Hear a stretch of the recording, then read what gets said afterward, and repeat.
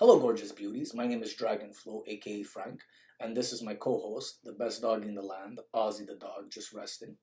So I want to make a video because I see a lot of what Western men are looking for in women is submission and cooperativity, and this is a great thing to look after. Now there is women who are submissive and who are cooperative, but I'm here to tell you that not all women are submissive and cooperative. Now Jordan Peterson talks about this bell curve about men who are criminals and men who are hyper successful and hyper workaholics. And so most of the population of people who are criminal and who are hyper successful workaholics happen to be men. So if we would compare women on the bell curve, they would probably be more cooperative and more submissive than men would, but at the far ends. This doesn't mean that all women at the center are cooperative and submissive. So generally speaking, women are more cooperative and more submissive than men, the same way men have more likelihood of being hyper successful workaholics and criminals. But this doesn't prove that all men are hyper workaholics and criminal, the same way it doesn't prove that all women are cooperative and submissive. A lot of women are not cooperative and they're not submissive. And if they are cooperative and submissive, they are cooperative and submissive in relativity to the situation and in relativity if things are moving forward in the way that they desire them to move forward. And this is great because you need to remember that women have evolved to take care of families, have kids, and propagate the next generation. They can't afford to be a yes man, or if you will, a yes woman to a man. In some cases, they have to feign submission and manipulate the man into doing what they want to do, which brings me to our next point. What passes off as cooperativity and submission in women is sometimes them doing this thing that I call leading from the back.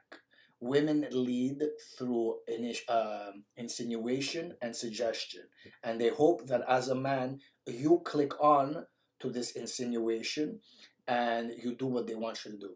If you don't do what women want you to do, generally speaking, you will see very, very shortly how fast they are not cooperative and they are not submissive at all. This doesn't disqualify women for being beautiful and being awesome and being great. I'm just giving you a heads up on how they think. Cross-culturally, across the world, across time, a lot of women have not been cooperative and have not been submissive, and most men need to get this out of their head. Now, if you're very high value in terms of you have a lot of money, so let's say high value in terms of money, women have an easier time feigning submission to you because you will buy the groceries, you will pay all the bills, you'll pay for your kids' needs and expenses and so on and so forth.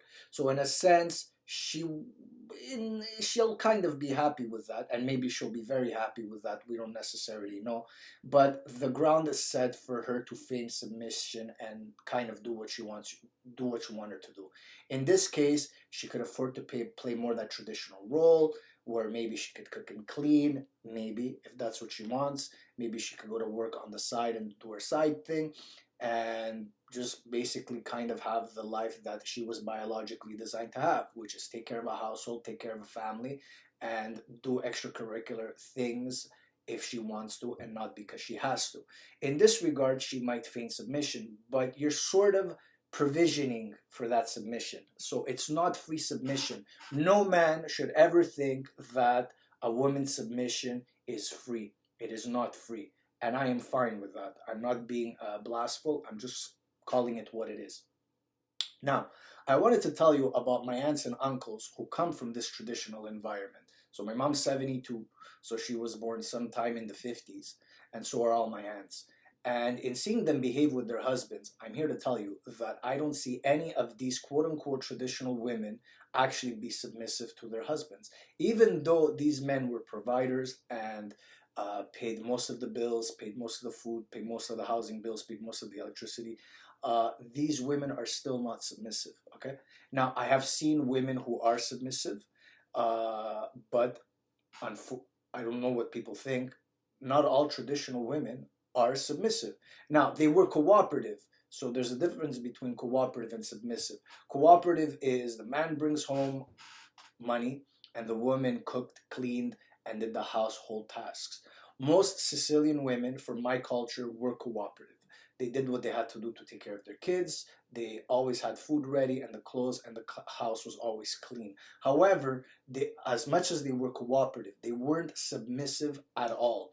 When things didn't go their way or they weren't happy with a certain situation, and oftentimes they were right not to be happy in the situation, oftentimes maybe not so right.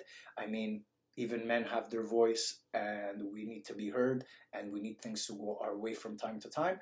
But even though they, like, let's say they got their way on things or they didn't get their way on things, they still weren't submissive, in that the husband says what he wants and the wife just does it with this kind of idolization of the man. The man is everything, the man is all. There's a beautiful quote, and I love this quote. It says, "A man needs to be a lion in the world and a bunny rabbit in the household. The woman controls the household. You will never be the dominant one in a woman's household. Maybe at the beginning, as she's drawing you in, you think, wow, I'm the man of this household." Now, there might be women that make men feel that way, and that is fine, and that's great. But I'm here to tell you from my personal experience dating multiple girls in maybe even 10, 15 years ago, so they weren't as modernized, seeing my aunts and uncles, seeing women from other cultures, women aren't as submissive as men would like to think, cross-culturally and across time.